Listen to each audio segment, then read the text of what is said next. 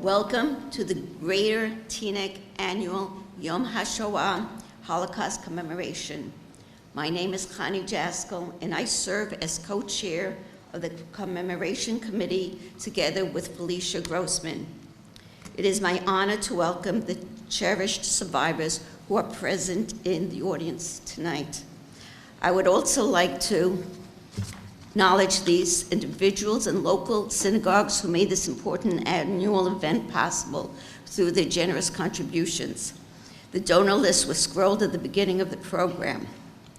We are grateful to Bergenfield High School and Principal James Persano for his hospitality in opening their doors to us for such a meaningful gathering. We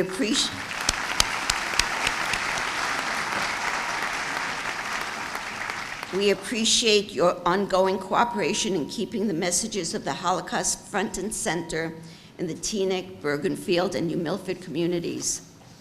I would also like to take this opportunity to welcome our distinguished dignitaries and rabbis and lay leaders from Bergen County who have joined us tonight.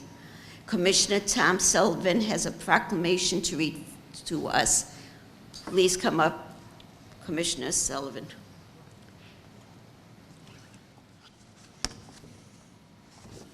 Good evening. Thank you for allowing me to speak here this evening. Representing Bergen County and the 1 million residents on behalf of the county executive, the Board of Commissioners, we felt that we definitely need to have a resolution for this event tonight. There's a lot of whereases, but I'm just going to read the end. That says, now therefore be it resolved that the Bergen County Board of Commissioners solemnly recognizes Yom HaShoah, Holocaust Remembrance Day, and honors the memory of millions of lives lost during the Holocaust. Be it further resolved that the Bergen County Board of Commissioners extends its heartfelt acknowledgement to the community of Bergenfield for their observation of Yom HaShoah, and we join them in honoring the memory of the victims. That's signed by all the commissioners.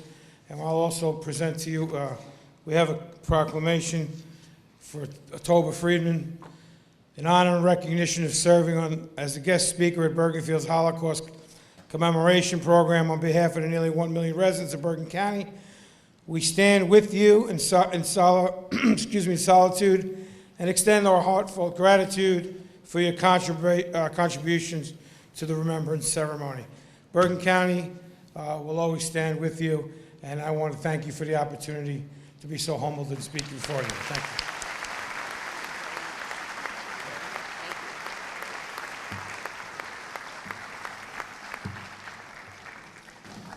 Many thanks go out to the dedicated members of the committee for the many months of preparation they put into tonight's vital presentation. As children of survivors, we, together with all of you, have come out tonight, are acutely aware of the need to keep the precious memories of the victim of the Shoah alive and vibrant in our hearts, minds, and the minds of our children, our grandchildren, and future generations. Your presence here tonight pays honor to the memories of the 6 million brethren who perished during the horrors of the Holocaust. May their memories be a blessing for us all. I would also like to invite you to the lower level of the Teaneck Public Library, where there's a special art exhibit titled Precious Treasures Lost and Found. They were created by students from the Roosevelt Yeshiva High School, Yeshiva of North Jersey. It's on display till the end of May. During the past 7 months, the world has been turned upside down for Israel and world Jewry. On the morning of October 7th, 1,200 of our precious children, women, men were brutally murdered, raped, and tortured. It was the worst attack on Jews since the Holocaust. We will not remain silent until all the hostages still held captive by Hamas in Gaza are released and our soldiers return home safely. Never again means now.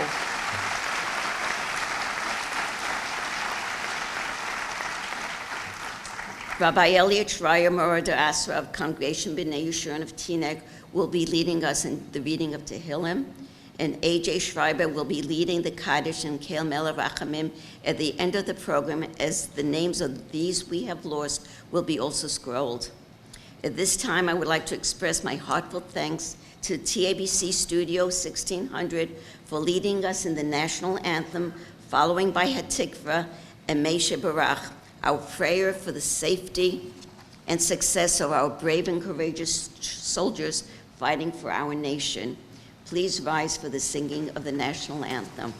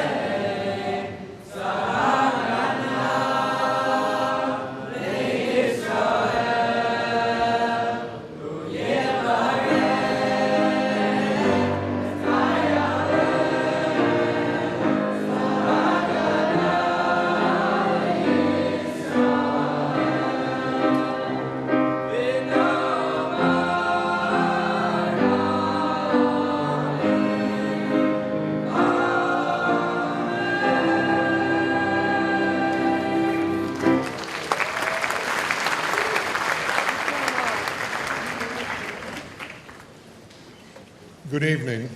My name is Steve Fox, and I am the president of the Jewish Community Council of Greater Teaneck, the sponsoring organization of tonight's event. First, I would like to congratulate the committee, especially the co-chairs, Chani Jaskal and Felicia Grossman, for all their hard work.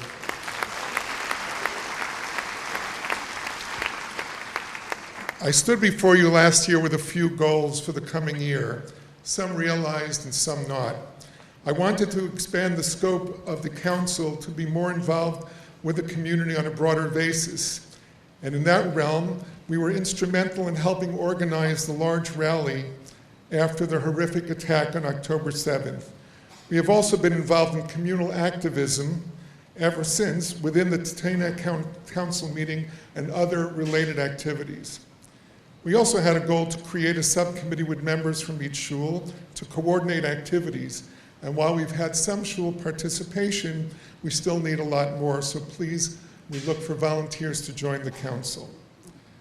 I stand before you a member of a unique sandwich generation. My father, Alav HaShalom, escaped the Warsaw Ghetto and became a partisan during the Shoah.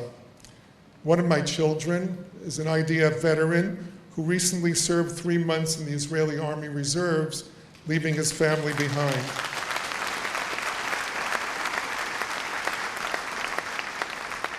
Since October 7th, our world has changed, our country has changed, and our community has changed.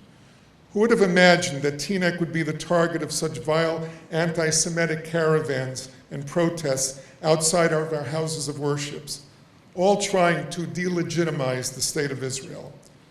Who would have imagined that Teaneck High School would be the site of a student walkout where the chants of "From the River to the Sea" and "Free Palestine at any cost" would reverberate outside our municipal building? On Pesach, we tell the story of leaving Mitzrayim. V'higata levincha bayom hahu.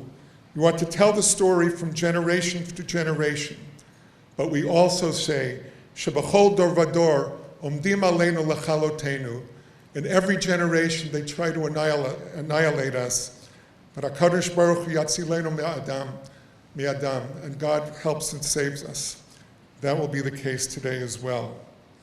October 7th was the worst attack on Jewish civilians since the Shoah. And the connection between the Shoah and October 7th and its aftermath is unmistakable.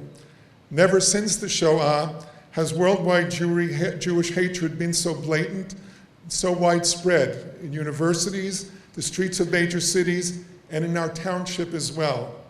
Never since the Shoah has the phrase "never again means now" been more important. As the largest Jewish community in Bergen County, we have and we will continue to respond to the hate.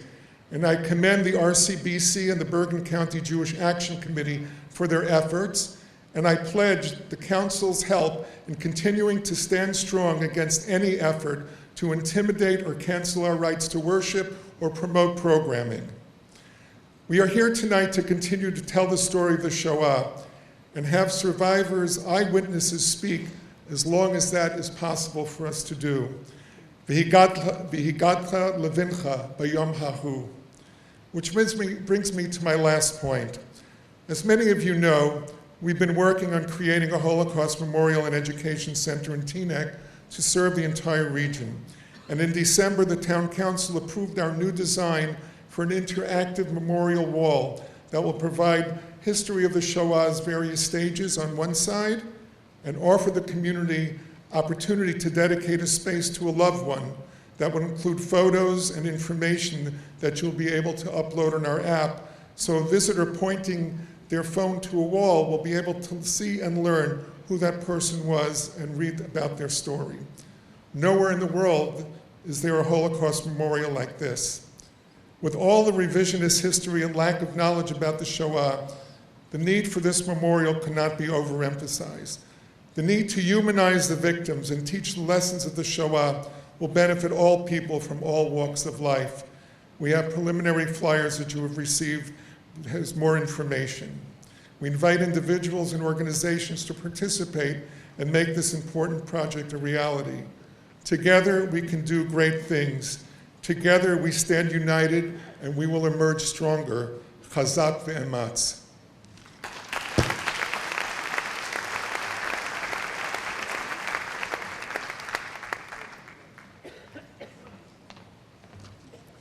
Good evening. It is my honor and privilege tonight to introduce our keynote speaker, Tova Friedman. Tova was born in Poland in 1938. In 1943, despite all attempts by her father to hide her, Tova and her mother were sent to Auschwitz-Birkenau. Tova is one of the youngest children survivor to survive Auschwitz. When Tova was liberated, her family immigrated to the United States. There, Tova received her BA in psychology from Brooklyn College, her MA in Black Literature from City College, and an MA in social work from Rutgers University. Tova taught at Hebrew University in Jerusalem, and upon her return to the U.S., she became director of the Jewish Family Services of Somerset and Warren counties. Tova married her childhood sweetheart, Meyer Friedman, after he gave her a cheese sandwich when she arrived in New York. Tova is the mother of 4 children and 8 grandchildren, and the author of the book, The Daughter of Auschwitz. May I present to you Tova Friedman.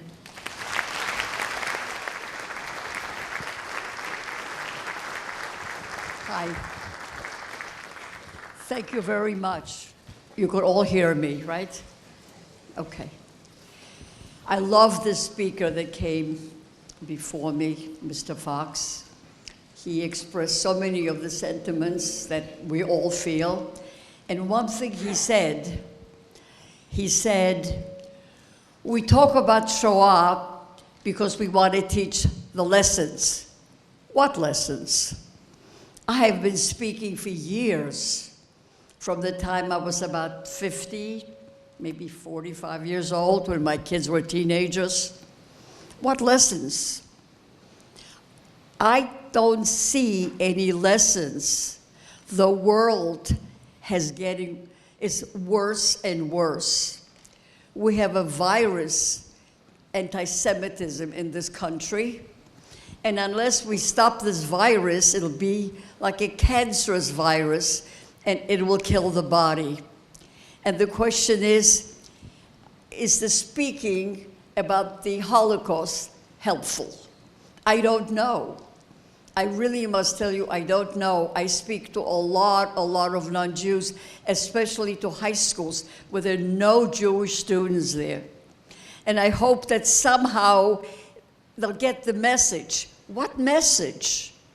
The message is that if we allow hatred and prejudice govern us and encompass us in our thoughts, everybody is going to suffer. It's not only the Jews. This whole country has become divided. There is hatred everywhere, and it's extremely scary, especially for Holocaust survivors, and especially when I hear like my grandkids who go to college are wondering what to do with their Magen David. Should they wear it inside or outside? Who thought this is possible? This is exactly what he said. How can we imagine that this would happen? And what do we tell our children? I said to him, if you want to be a visible Jew, then wear it outside. If you want to be a hidden Jew, wear it inside. I have nothing to tell you. And this is, who would imagine anything like that? The only thing is that we survived worse. And I think that's where the hope is. People say, well, what do you think? Do you think something will happen? Something good would happen? I have to say yes, otherwise we can't get up in the morning. Yes, I think that we'll overcome this. Somehow, different ways it'll happen. Who would imagine that in 1940, in my small town, Tomaszów Mazowiecki, the German army marched in, and the first thing they did, they killed all the elderly within a very short time. What's an elderly? 55, 50 and over. Why? Because they were useless. They couldn't work so hard. They couldn't help with the German war industry. So they were just gotten rid of. Who would imagine? Who would imagine that then they would take the children? Now just think, this is a gigantic army. I mean, a gigantic army coming with aeroplanes, with guns, machine guns, coming into the homes and taking babies and shooting them in front of the parents. Who would imagine? And all the teachers were killed, all the rabbis, and all the doctors.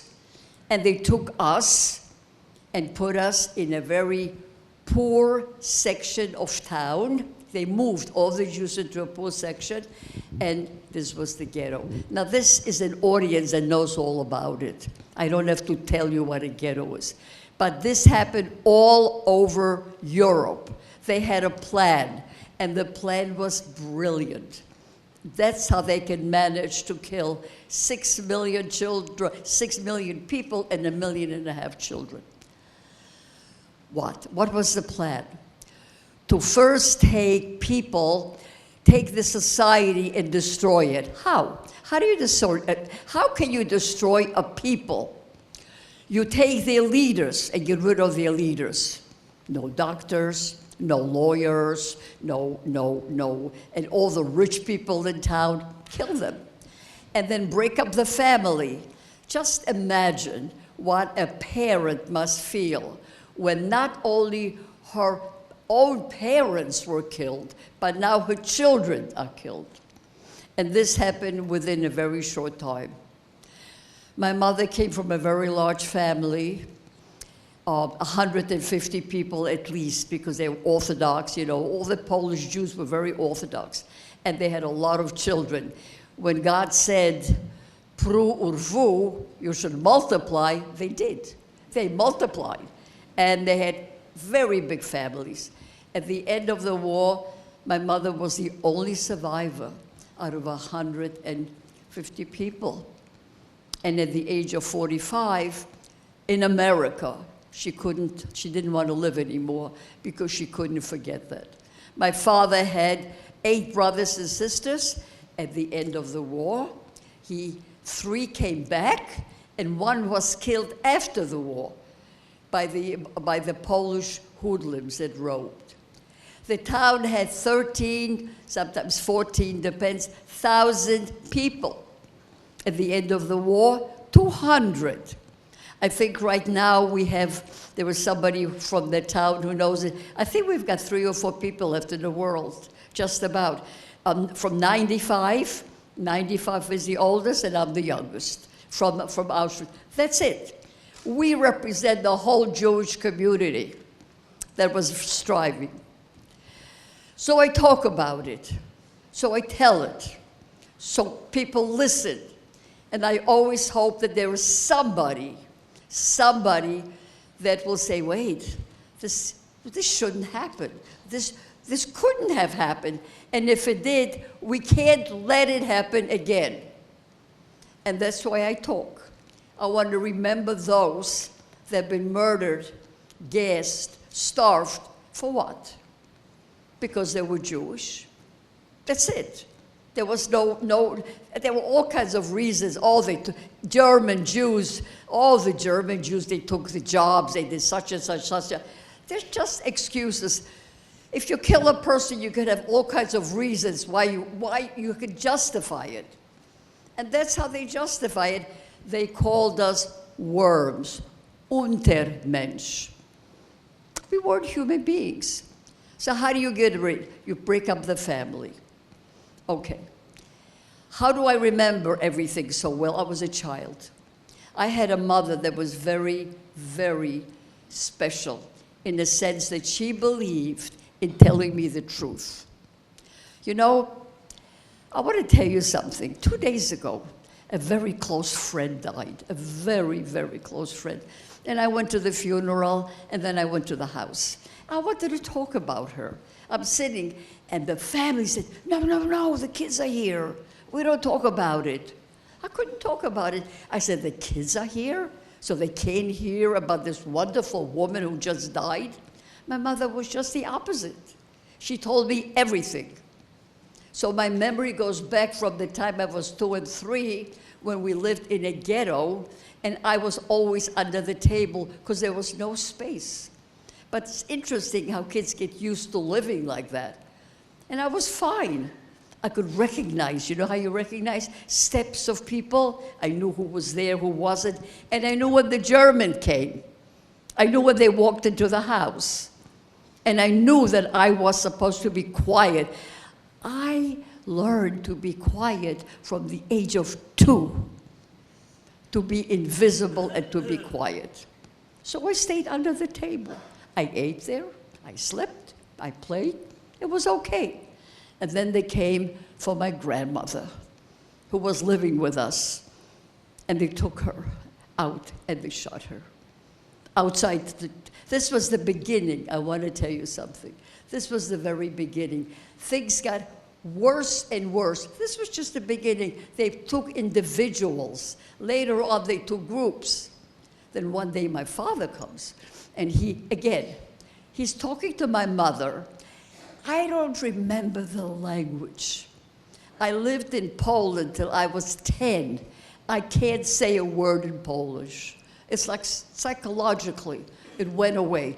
I think they spoke Polish, or maybe Yiddish. I really don't know the language. But I remember he's saying, I just took my parents and I put them on a wagon. I was 4. I knew what the wagon was. I knew what my father did the day before. He dug the graves for his parents. You see, the Germans didn't dirty their works. They never did this. They took us, and my father dug the graves, and this is the story that he told. He wasn't there, but he knew exactly what happened, because this happened everywhere. It was a plan. It was a plan to exterminate our people. And they did it the same way. They didn't have to think about it, because every ghetto had the same kind of a plan. They would undress the elderly people or anybody, and they shoot them in the back, and they'd fall into the grave. Very efficient. Let me tell you, walking without clothing was very, very, very usual, because if you are not a person, then why should you wear clothes? Animals don't have clothing. So all through Auschwitz and every place, I watched groups, naked groups. Sometimes I was naked, my mother was naked, just nakedness. Because if you're not a person, what are you ashamed of? Anybody can look at you, you're nothing. So that's how they killed most of the people, elderly and children in the ghetto. And the ghetto itself, and many people died on their own, because typhus was rampant. No doctors. A Jewish doctor wouldn't come. And you know, well, Jewish doctor was gone, and the German's doctor wouldn't come. That's the end of us. The ghetto became less and less until they began calling it the Kleine Ghetto. It was first, listen, the Grosse Ghetto, the big ghetto, and as they killed the people, it was the Kleine Ghetto, the small ghetto. They took all of those people and shipped them out to an extermination camp. 50 people or 6, now this is a number we never sure, were left. We were among them. We were the cleanup squad. That's another thing. Not only did they use people like my parents, they were like late 20s, early 30s. They were the strong people. They had the privilege to live longer because they could work. Work was the answer to everything. If you had a card of work, you know you have a few more days left alive. You could do it. So they were used. Okay, the cleaning squad. We went from barrack to barrack, and we cleaned up in order not to leave any witnesses. By the way, Hitler gave this order across all of Europe: leave no witnesses. Because I guess someday, I think those murderers knew that there'll be an accounting. Somebody's going to say, what did you do? And they'll say, show us. We did nothing. So I remember picking up pieces and putting, in bags and cleaning up. I remember going into a barrack where there were children, but they were gone, of course. The children were gone. And I knew where they were going. I knew that they would never, ever be there again. And I put things back in place. Because once in a while, or the Red Cross would come, and the Red Cross wrote, I tell you, I have never donated to the Red Cross. The Red Cross wrote that no killing and no murder is going on, that these are work camps. They believed it. They wanted to believe it. So the world just didn't. Some people knew, of course, but most of the world didn't know. And when the Red Cross came, the place was spotless. So they took us to the next place after they closed. The next place was called Starhovica, about 60 miles away. We went into within a truck, and that's where my parents worked from morning to night. Now look, till then I was with my mother and father. Now I was with them, but not during the day, only at night. So they would get up at 5 in the morning, go outside and get on a truck, go to work in some ammunition factory, come back at night. What about the kids? What about us? There were only 20, 25 of us. I was about 5, exactly 5 years old. I was afraid to be alone in a barrack. So I was outside playing with the kids. And I want to tell you, my mother taught me rules because all around the camp there were barbed wires and there were towers. And there were they were, I called our watchers with machine guns. And these are the rules. She began teaching me rules from the time I was about 5, 4 and a half, 5. When you see a German coming towards you with a dog, German Shepherd, which, by the way, I can never touch a German Shepherd, stand still. Now, the normal feeling is when you see a dog that you're scared of, you run. I'm 5. Of course you'll run. She said, no, you don't run. If you run, the dog will think that you're running away, and they train to kill. They'll kill you. So I learned to stand still. And she said, no eye contact. That's another thing. Eyes are very characteristic of people. I don't know, during COVID, I know when everybody was covered, if you knew a person's eyes, you recognize them easier than if you didn't know their eyes. My mother said, be invisible, don't have any kind of eye contact. So when you see a German pass, let him pass with a dog. Don't move, stand still. Now think of a 5-year-old standing still. Put your hands in the back, put your eyes down, put your head down, and if you're wearing anything, take it off. Respect, she said, respect, invisible and respect. And just in case I forget, she taught me every single day in the morning before she went to work. She said, okay, let's go, I'm the German. She started going like this, and I did my routine. That's how she saved me at that time. Because one day they came, and it was a children's selection. The word, I have so much to tell you, but the word selection is still very weird. There's certain words that are part of your tissues. I mean, it's part of your being, like a German Shepherd. I know they're wonderful dogs if you train them well. I live near a dog park, and people pass in front of my house. And when I see a German Shepherd, I go into my house. This dog is harmless, but not to me. It evokes memories. So then, the word selection, somebody said the children's selection. Meanwhile, they were selecting all kinds of people. The camp became less and less and less. You didn't know where they were going. You suspected. So there was a crawl space where we had a little, one room with 3 triple decker like that. So my father, I didn't know that, but there was a cutout. And my parents stuffed me into the cutout there. There was like a crawl space.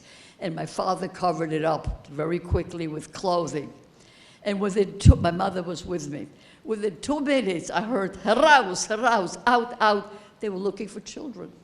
They were looking, children. Again, I told you, the enemy of the state, the elderly and the children. Because I suspect, when you get older, you think about it, they didn't want it to happen that they should grow up like me and be witnesses. They wanted no witnesses. Now, what is a better witness than a child that grows up and can remember and can talk and can tell? So I am one of those people that they really wanted me not to continue living. But I was in that little space, and from the window, I saw all the other kids. There were very few left. There were maybe 20 kids.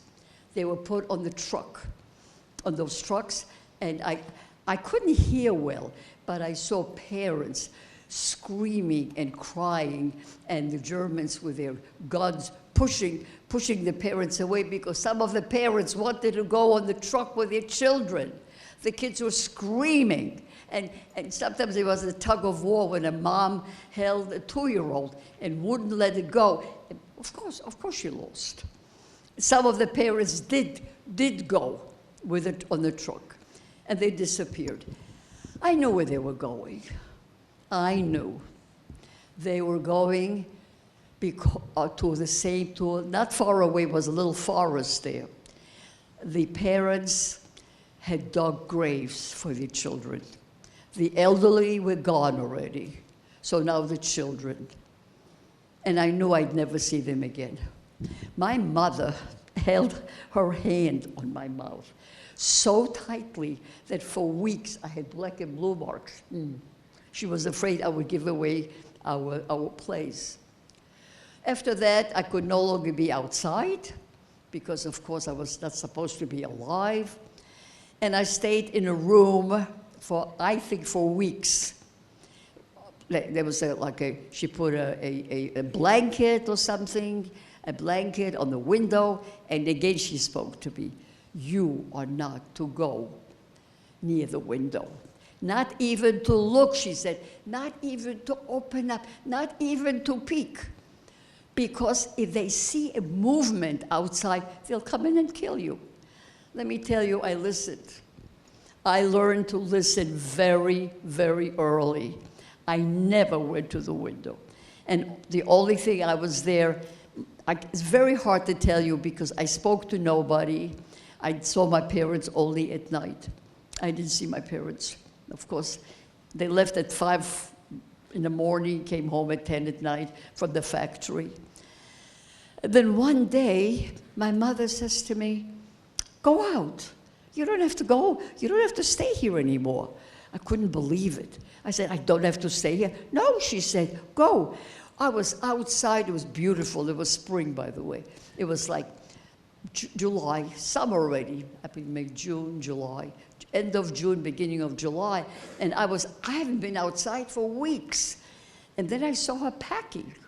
And I said, what are you packing? She said, we're going to Auschwitz. Now, as a child, I knew what Auschwitz was. I really knew it, but I knew it theoretically. I knew it's a place people go, they never come back. I knew about gassing, I couldn't picture it. Picturing death is very hard for anybody, even for an adult. So she packed something, I don't know what she packed, I don't know. All I know is she said, we're going. And we started walking towards the trains were waiting, the kettle cars. And I saw all the Germans with the dogs. And I said to Mom, hey, look, they're going to see me. She said, that's okay. Don't worry about it. Again, I believed her. Then as I'm older, I didn't ask questions then. But as you get older, I said, why did she say it's okay? Because she realized that we were going to a place called Auschwitz-Birkenau. It's only one reason is to be gassed. Nothing else. No work, nothing. The different camps had different goals. Some camps had work camps. Other one grew food. Other one were clothing. There are many different things. It was an industry. It was a gigantic industry. This particular camp was the gas industry. So why should they kill one person? Anyhow, I got up, I remember, onto the cattle car. My parents were separated. My father went to the same train, but a different cattle car. And then a 36-hour trip. I didn't know it was 36 hours. I found that much later, as an adult, really. And all I remember is standing. We could not sit. There was no space. No food, no water, dark, because I was small, so there was a tiny light. You know, there is a replica. No, I don't think it's a replica. I think it's real. The one at the museum in Manhattan. When you look at it, it is just the way it looked, exactly like that. So if you ever go to Manhattan to the museum, it's standing outside. You don't even have to go inside. And all I worried about, not so much food, I had to go to the bathroom. You know, going for a child, I said, Mom, I have to go, I have to go. She couldn't even hear me. The noise, people were crying and screaming and throwing up and praying. And these are all these women, maybe 100 women packed together, all standing. We could have no place to sit. And then I realized everybody was going everywhere. I'm going. So I went wherever I stood. I just went to the bathroom. I can't tell you how difficult that was. I just want to tell you something. When we got onto the cattle car, we were still human beings. When we walked out, we lost our humanity. We just were not the same people. We were full of feces everywhere. People were throwing up. Some of the women died. Maybe they were sick before, or maybe from fear. I don't know. All I know that when the door opened, we just all piled out. And there were all these dead bodies, and it was just smells, but it was a beautiful day. It was a beautiful day. It was like August or July, I think it was. And the sun was out and so forth. We got out, and we're very filthy. And the first thing I said, Mom, what's the smell? What is that? She pointed. And I know what she said. They were the crematorium. You could see the smoke. She didn't lie to me. She didn't. I said, that's where they take the dead. Yeah, that's where they're going to take the dead bodies. Yep, that's where it is. So then we got undressed. I said, why are we getting undressed? She said, they're checking. If we're not well, we're going there. If we're well, we'll go into the camp. And I remember turning around and saying, am I well? Am I good? And we were naked. All of us were naked. And I said, why are they undressing us? All our clothes were on the floor. We didn't even go into the camp. That was by the train. And she said, we have to make sure that we're well. And I remember looking at her, and I asked about me, am I well? She said, you're good, you'll be fine. And I said, what about you? She says, I'll be okay too. And she went like this to herself, to make herself, looking healthy. And I have to make it short because it's a very short time to tell you a very long story. So I'm going to try to speed it up and just to get you the feeling, because I represent the children that aren't here to tell their story. 1.5 million children were gassed, they were shot, they were drowned, they were starved, and I sort of represent them. I wasn't in any way better or richer or anything. It just happened. It just happened. It just happened. We were the time. I could tell you more, but it just happened. So I sort of represent them. So I remember when my mother said, we now have to leave our clothes here. And I remember looking at all these naked people all around me, and the Germans were examining you. And I remember them examining everywhere. And I said, what are they looking for? She said, they're looking if we're sick. If we're sick, we're going to die here. And of course, we made it. And the next step, we were naked, all naked. That's the thing. They took away your personality. So we're naked and we're walking. We're walking into another place, like a hut or house. There we got some clothes, I don't know. Our clothes were left. We came with pretty decent clothes. We just had our clothes from our hometown, whatever. So we got some clothes, and then the shaving of the head. I remember after my head I had braids. My braids were gone. I couldn't find my mother. You look so different without hair. But she found me. Then she took my hand, and she said, we're going in there. And we started going to our barrack. We got into the barrack. Somebody was leading us. And we got a middle barrack. There were 4 tiers like that. And I remember she tried to help me up. I couldn't. I was a little girl, and then she began to teach me again. She began to teach me. And she said, listen, you're going to get a spoon, a cup, and a plate, like a little plate. You have to guard them, because if somebody steals them, you won't get any food. And then she said something, the worst thing to me. You can't go to the bathroom, only when we go twice a day. And I said, what if I need to go? I need to go. She said, no, you can't. And that began the learning. She looked at me, and I knew she meant what she said. And I learned to hide my spoon and my little bowl and a cup so nobody would take it. I only went to the bathroom with the adults. And one time, I have so many stories. I mean, one time I even fell. You know, there were the holes. I don't know if anybody's been to Auschwitz. There are these flat boards. They're about this size, long. They're as long as the whole room is, and the holes. And I was a little girl, and I fell in. Can you imagine? Because I couldn't hold on. So I remember everybody was trying to get us out. But after that, I got very sick. I think from being in the feces up to here, the germs. And that's when they took me away from my mother, because I was sick and they didn't want contamination, the Germans, and they took me away, and I was away for weeks. I don't know how long, but I came healthy.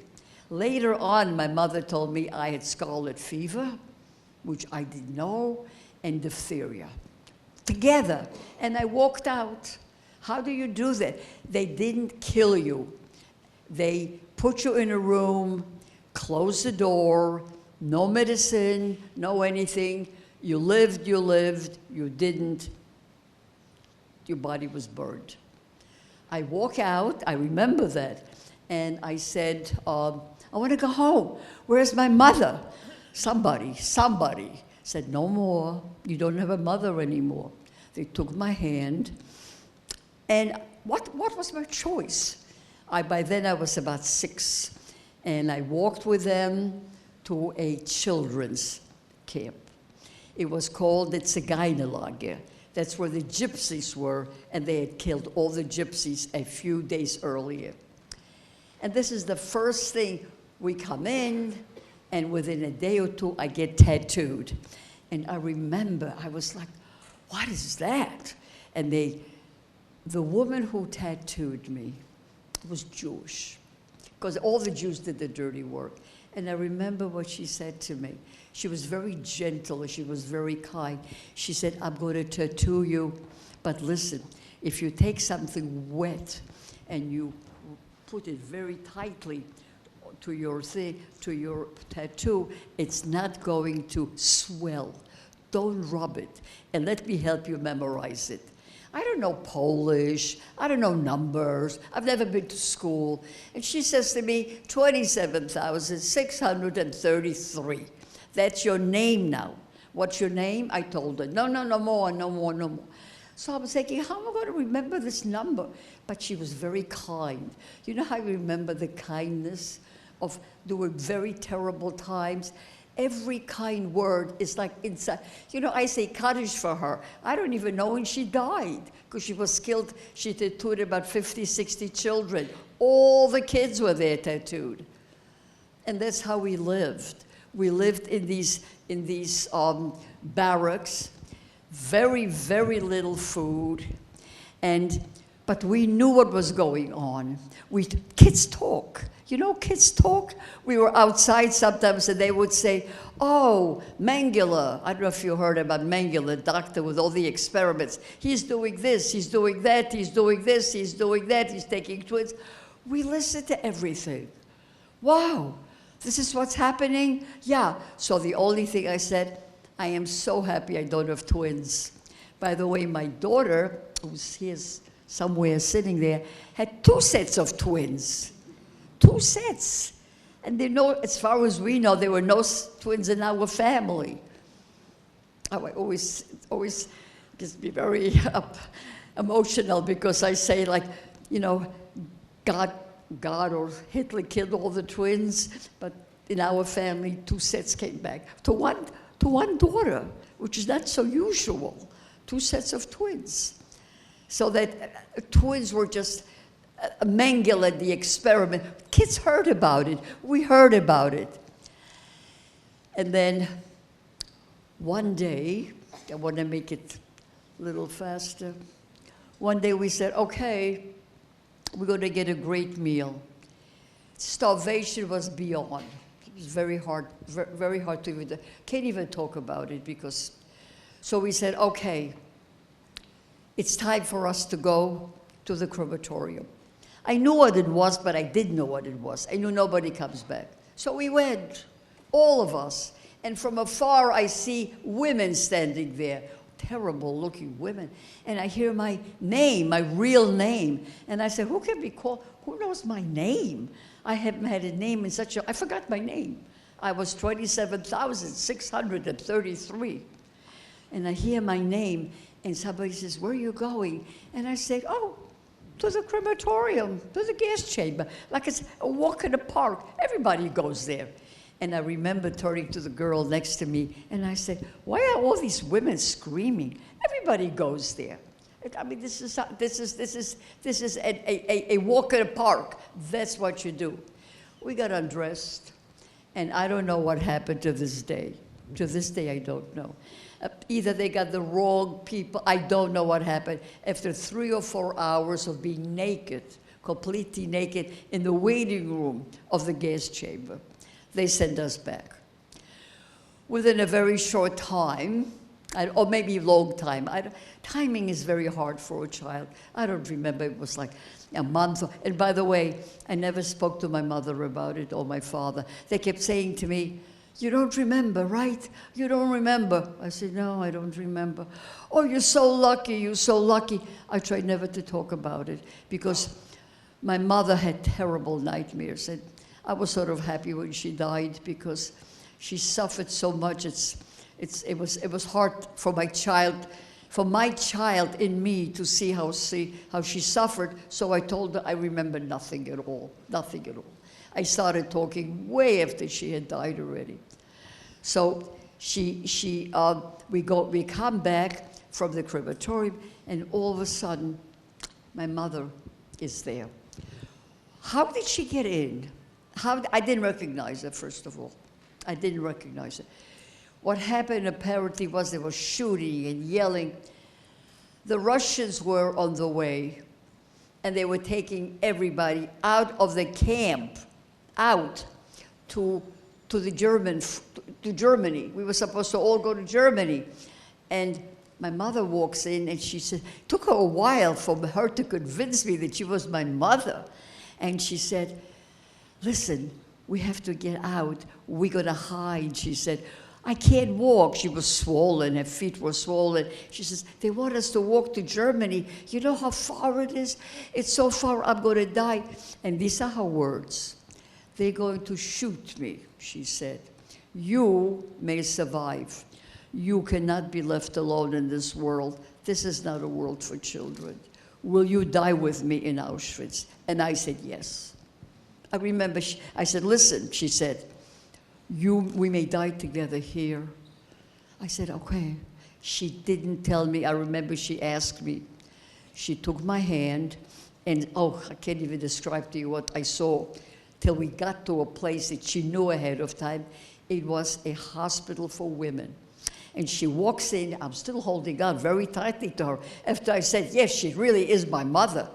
And she goes from corpse to corpse, from corpse to corpse. I said, what's she look? I was afraid to ask her. And then she stops by a corpse. It was a young woman, and she touches the face of this woman. The woman was still warm. She must have died a few minutes earlier. She says, get in. So I don't ask questions. I get in, and I remember the way she maneuvered my body, my one foot here, my breathing into this way, and she said this to me: no matter what you hear, do not get uncovered. I'm the only one who will uncover you. Do you understand? I said, yes. And she disappeared.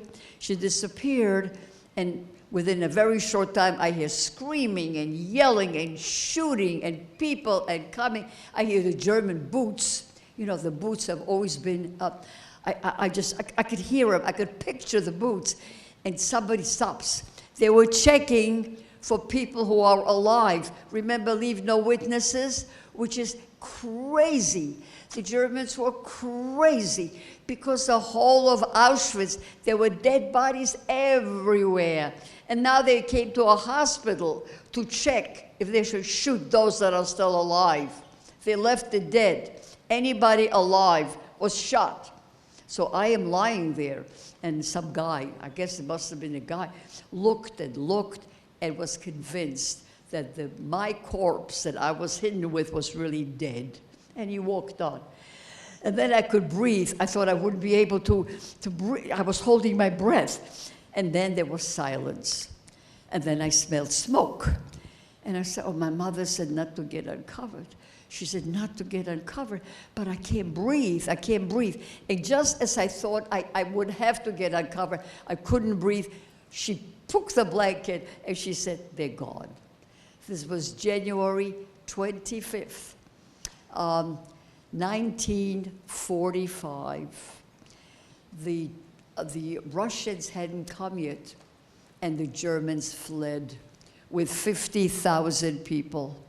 50,000 people, most of them died on the road. It's now known as, those of you who know, the Death March. And then when she said they're gone, I looked around the room. All these different people were hidden with corpses. And you look, all the corpses were falling down out of the beds. And under them came the people who were hidden. It was like Triyat HaMeitim. It's the Hebrew word of Triyat is the life. Living, I don't know how to say it exactly in English. The dead were coming alive, as if the dead people, they weren't dead. They were hidden with the dead, but the dead were flying off the beds. She takes my hand, and Auschwitz is burning, and I can't find my shoes. And outside is snow. And I remember she takes my hand, and we walk to the beginning. Now, I'm sure you all know that the barbed wires were electrified. You couldn't just get out. You had to wait. And so we waited until the Russians came, and they stopped the electricity. And it's interesting, which is sort of interesting for me, that they took pictures of us, of children. There were about 100 children left out of millions. And we all are showing our numbers to the Russian. And that is a picture that somebody found in Russia or Poland. I don't know how the picture came to the museum in New York City. And I was visiting, and there I see this movie and see myself showing my number. And I have that picture, and it's a movie. So this was my liberation. And when we came, we stayed quite a bit in Auschwitz for a long time. We didn't know what to do. That's a completely different chapter. But I want to tell you something. When we came back to Poland, we met a neighbor. My mother met a neighbor that she knew from before the war. And the first thing the neighbor said was, "What are you doing here? We thought Hitler killed you all." That was our welcoming to Tomaszew Mazowiecki, to our town. And I don't know how much time I have. I don't even know what time it is. But I just wanted, okay, I just want to mention this quickly. We waited for many years. My mother refused to leave town. My father wanted to go. She said, what if my family comes back and they'll never find me? My father said, they'll find you, they'll find you. There is all kinds of organizations. They'll take their names, they'll find you, don't worry. She said, no, I'm not leaving. Waited 3 years, nobody came back. Not one cousin, nobody. She realized at a certain stage that she was completely and utterly alone, except for me and my father. So this is how, and then she left because she had lost hope. I want to thank you for listening. We want not to forget those people. We don't want to forget, but it's also a warning, in a sense, that if something doesn't happen with the anti-Semitism that we feel right now, I mean, the idea that my grandkids are afraid to wear their Magen David, the Jewish star in the open, it's a travesty. I don't know what we can do in this country, but I think we, as Jews, have to be really stick together and do something. I don't know what. I really am not a politician, but we can't it ever to happen again, ever. And thank you.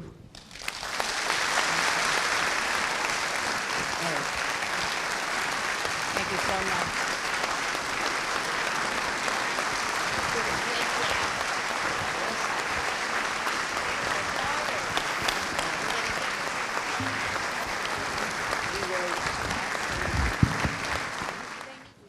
The haunting melody of Ani Mamin is attributed to Azriel David Fastag, a Mujitzer Chassid, who composed the tune in a cattle car while being taken to Treblinka. In addition to Yom HaShoah, some also sing it at the Pesach Seder in memory of the Warsaw Ghetto Uprising, which began on the first night of Passover in 1943.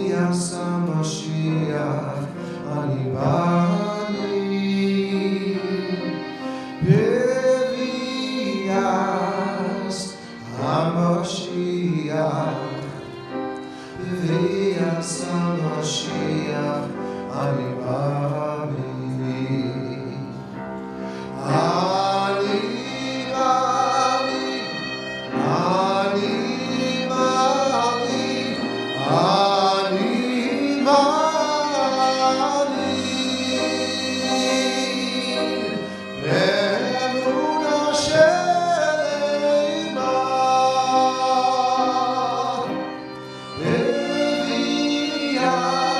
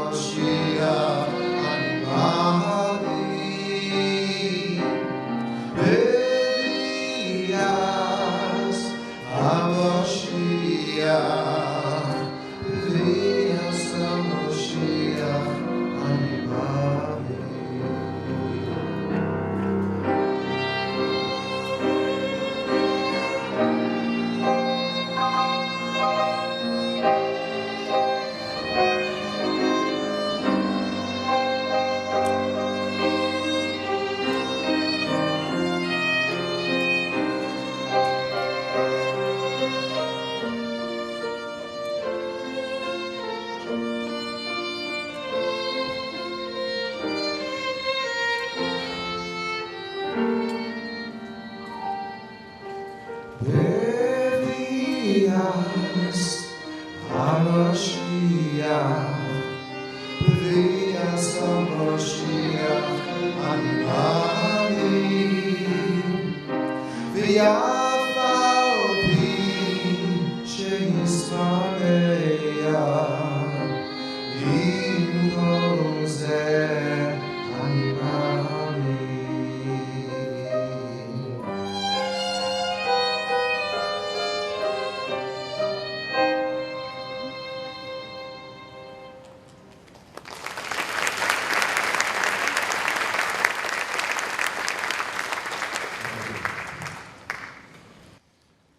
The next song is called Zognet Keinmal, also referred to as Partisanerlied or partisan song.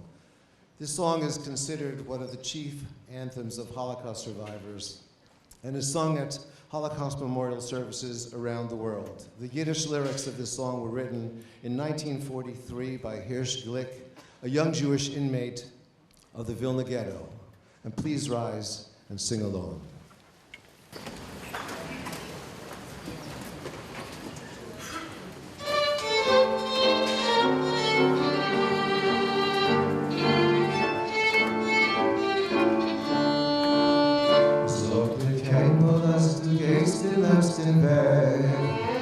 Stimmen bleiben verstärkt bei ihr Tag.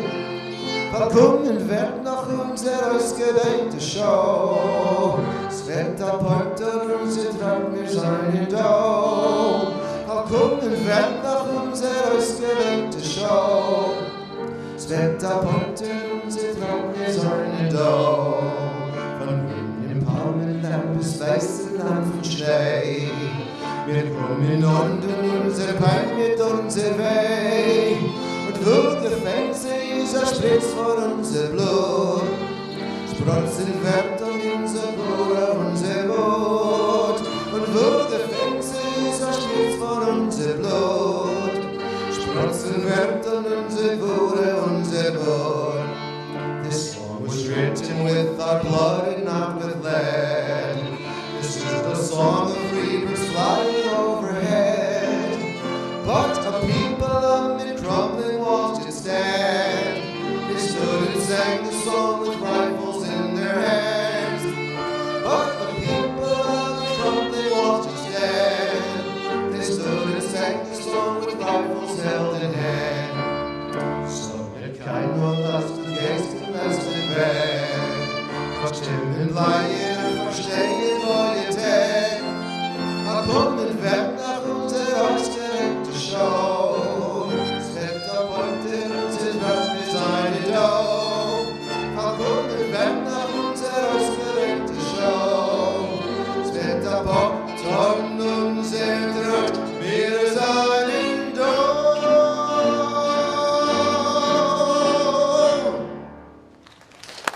Please be seated.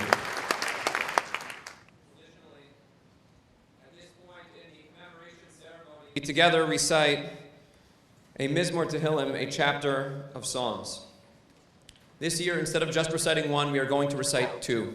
The first in memory of the 6 million, and another for our brothers and sisters in Eretz Yisrael, for our Chayalim, for our Chatufim, for all of our brethren overseas.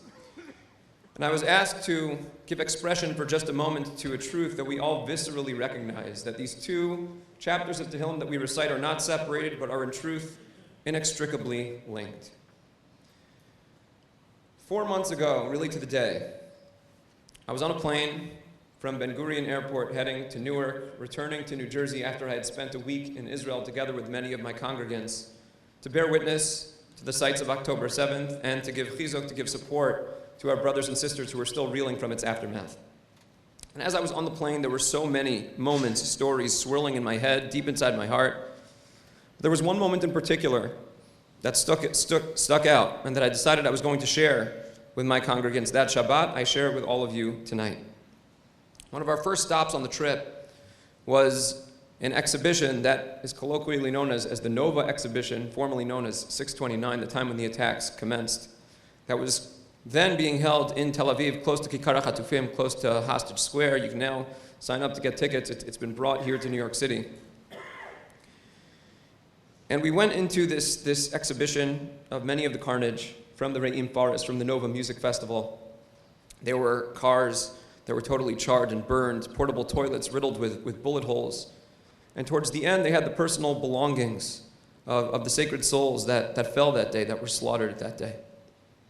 And as I was walking through these tables of the personal belongings of the music festival revelers, one of the last tables right by the exit was a table filled with shoes, the shoes of those that fell that day.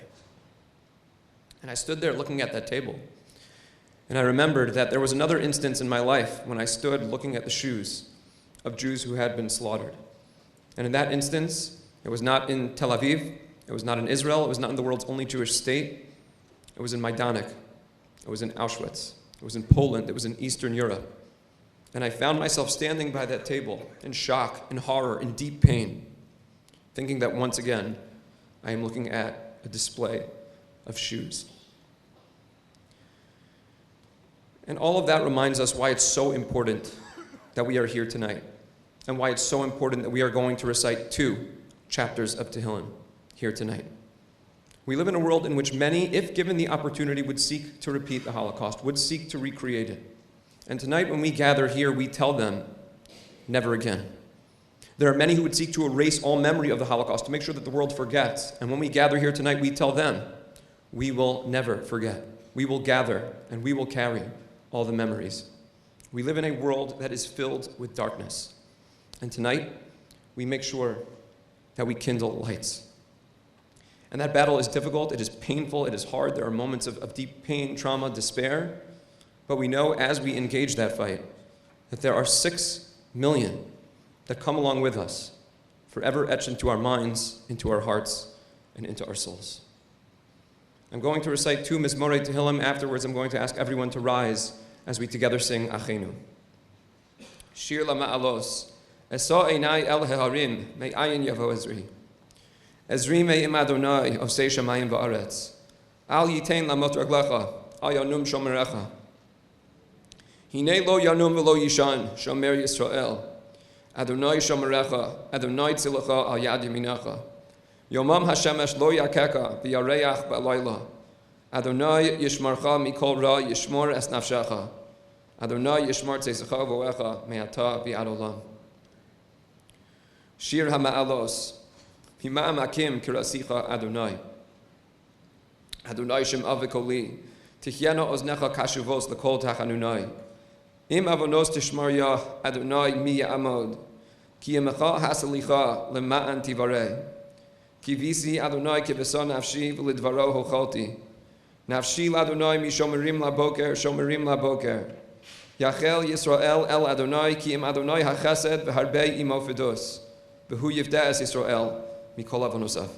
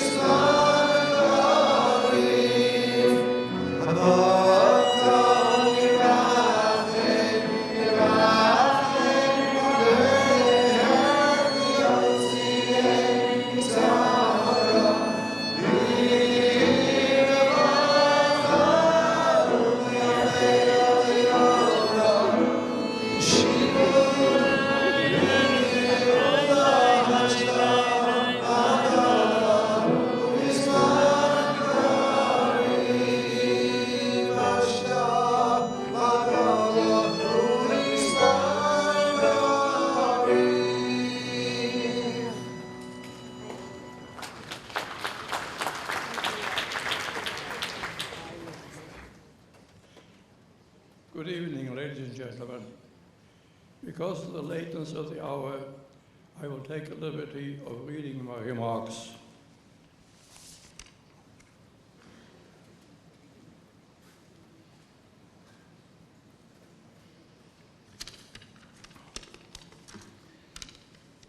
My name is Norbert Strauss, born in 1927 in Bad Homburg, Germany.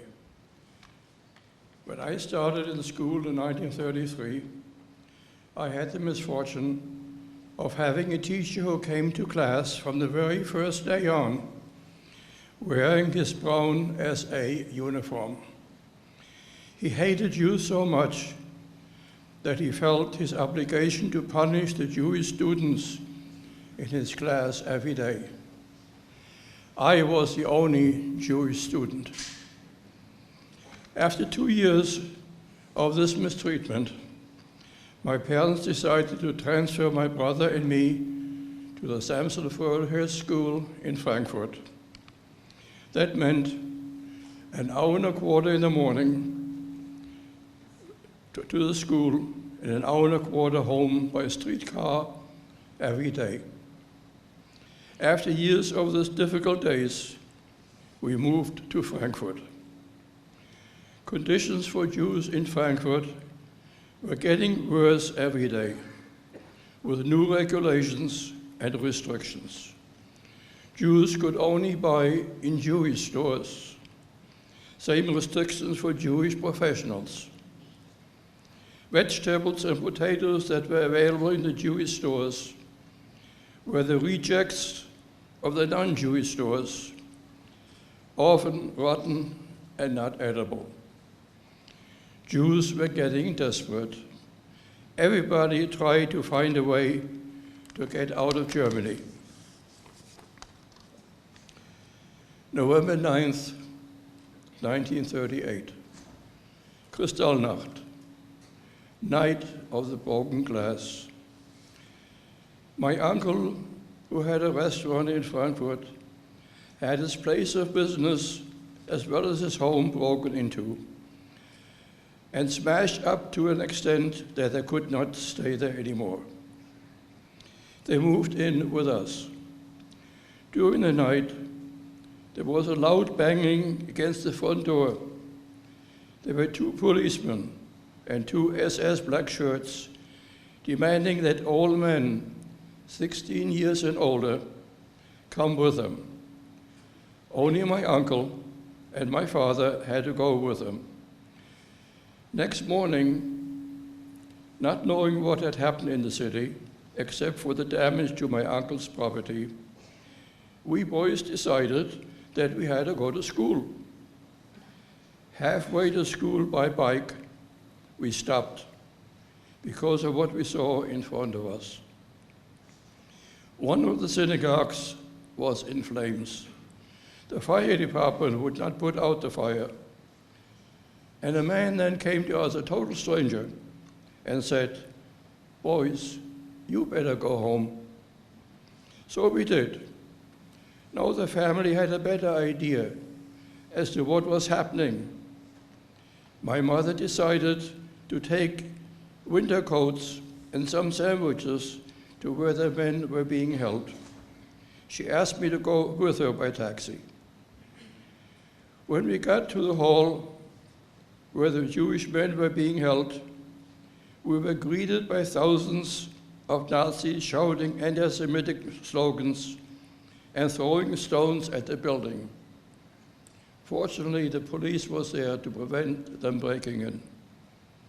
When they saw a Jewish mother with a boy, they turned toward us, but fortunately, the taxi had waited, and we went home not having accomplished anything.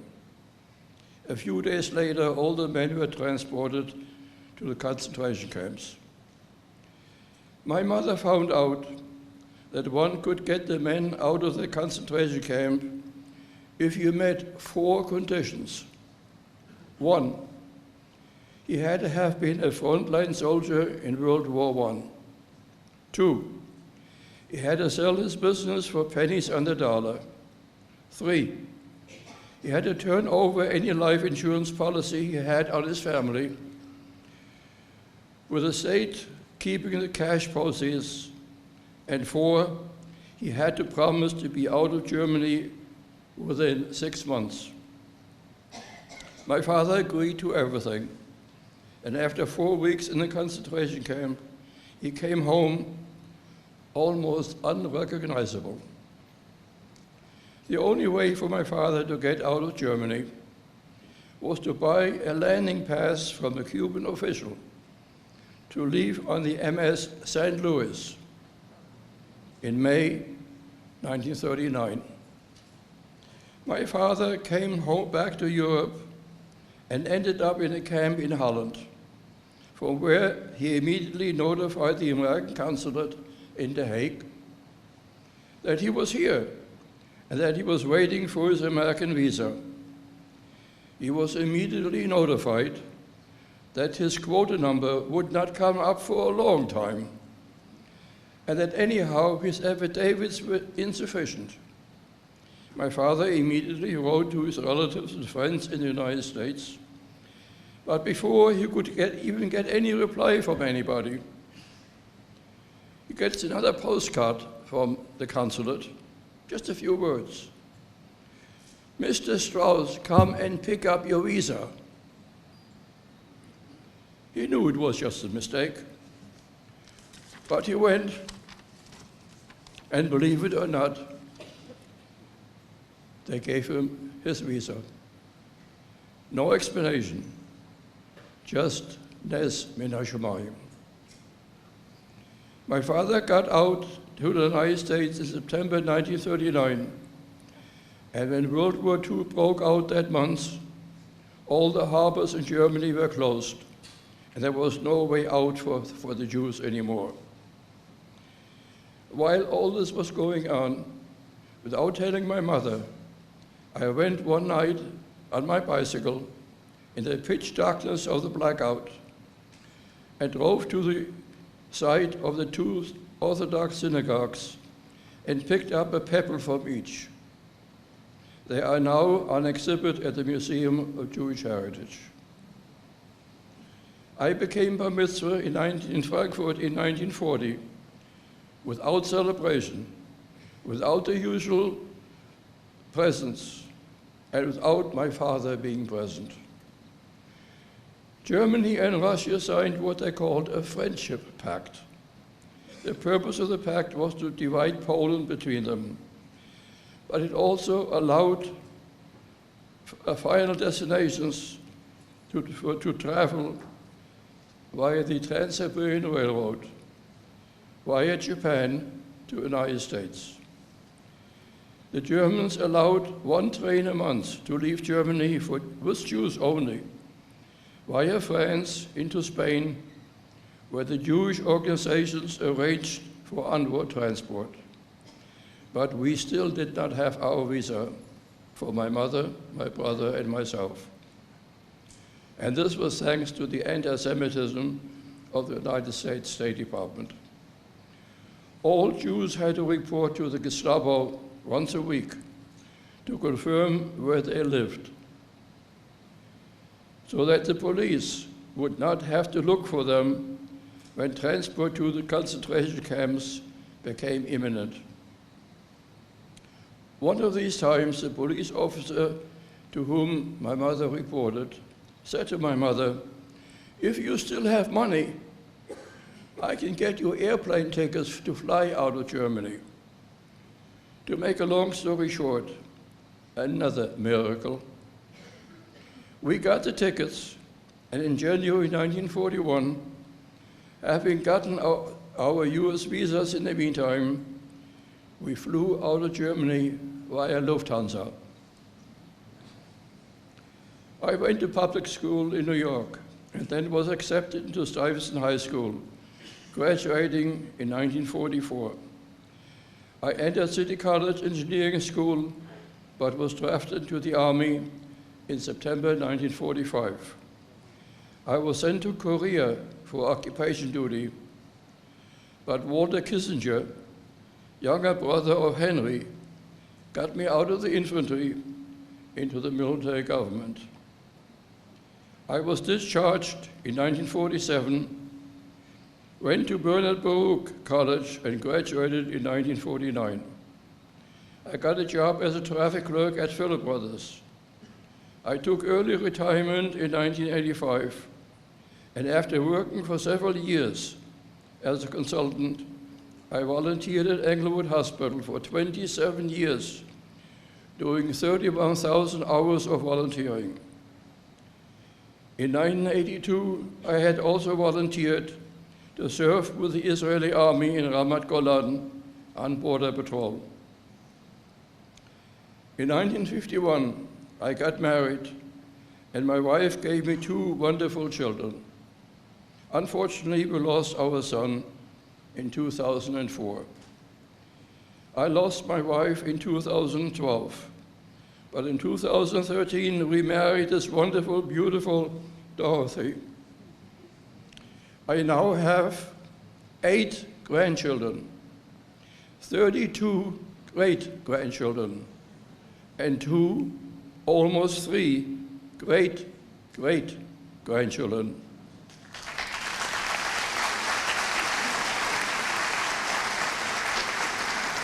That is my heritage. That is my legacy. Thank you.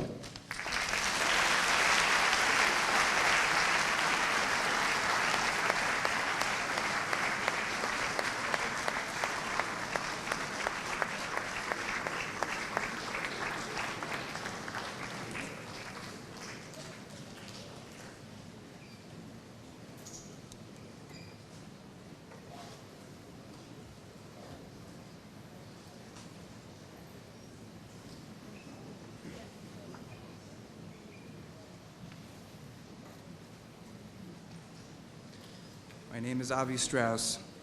The legacy that my grandfather is leaving for me is a love for the Jewish tradition and a stubborn tenacity and commitment to live proudly as a Torah-observant Jew in a world that is sometimes harsh and unforgiving.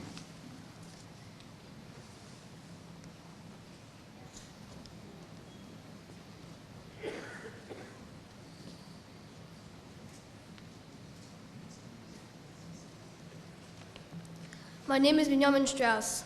The legacy that my great-grandfather is leaving me is Hakaras Hatov, a deep and unwavering sense of gratitude, first to Hashem for all the goodness He has bestowed upon us, and second to our parents, grandparents, and great-grandparents for all they have sacrificed to build a better future for us.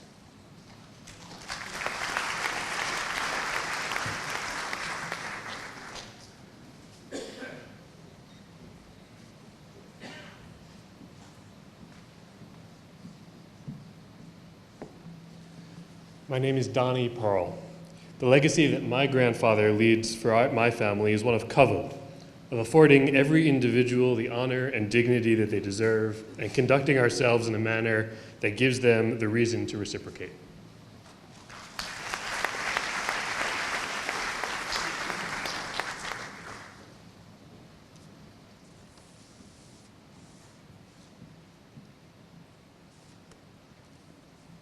My name is Rafi Pearl. The legacy my great-grandfather is leaving me is volunteering, of actively seeking out individuals or organizations that can benefit from my talents and finding ways to give back.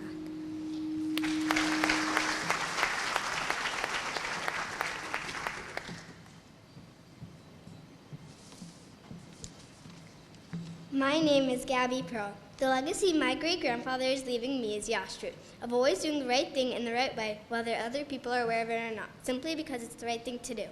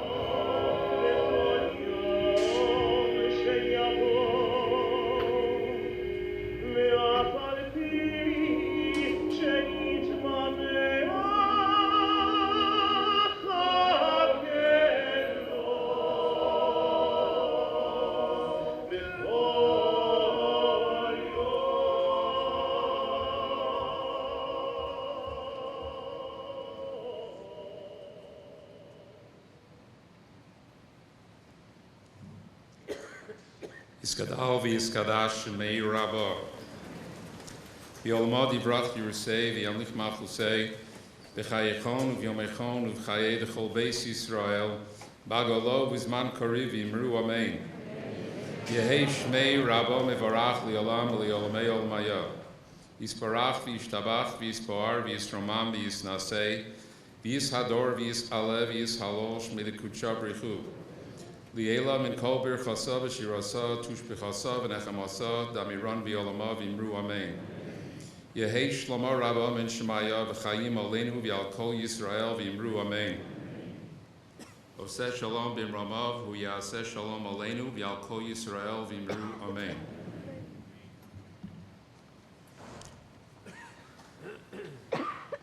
El molei rachamim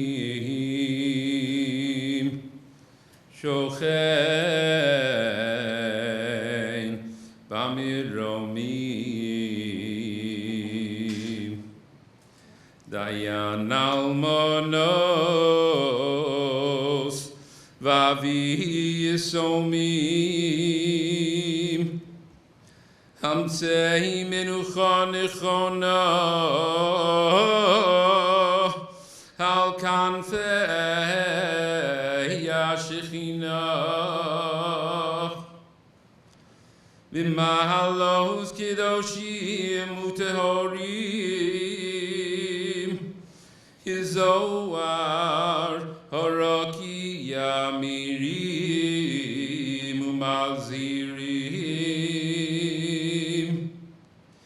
eis nishmo sakidoshim shenergu v'shenisrifu v'shenechniku v'shenikbiru chayim bidei haneatzim v'yozreihem bohem tzadikim anshei midos v'anshei emunim tinokos shel beis rabon hololim v'yonekim biganei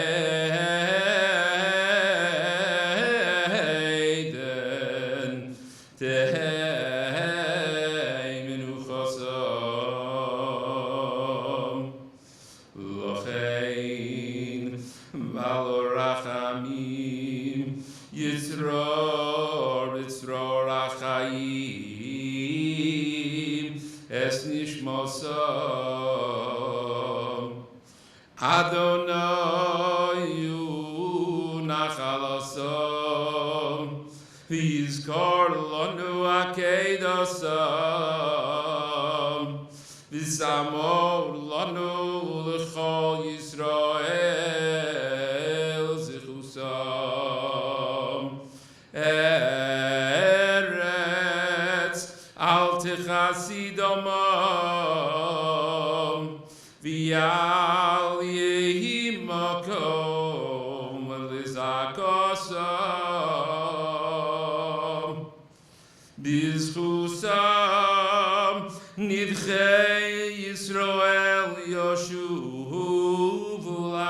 Chasom, V'yakidoshim L'zichron Tamid, Neged Einecho Tzidkasam Yavo, V'yamnu V'shalom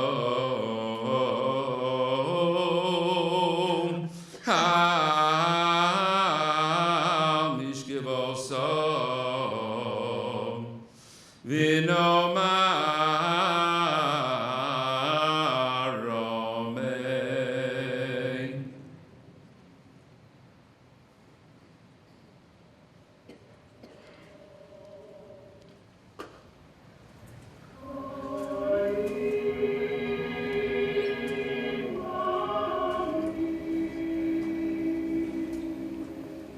Amen.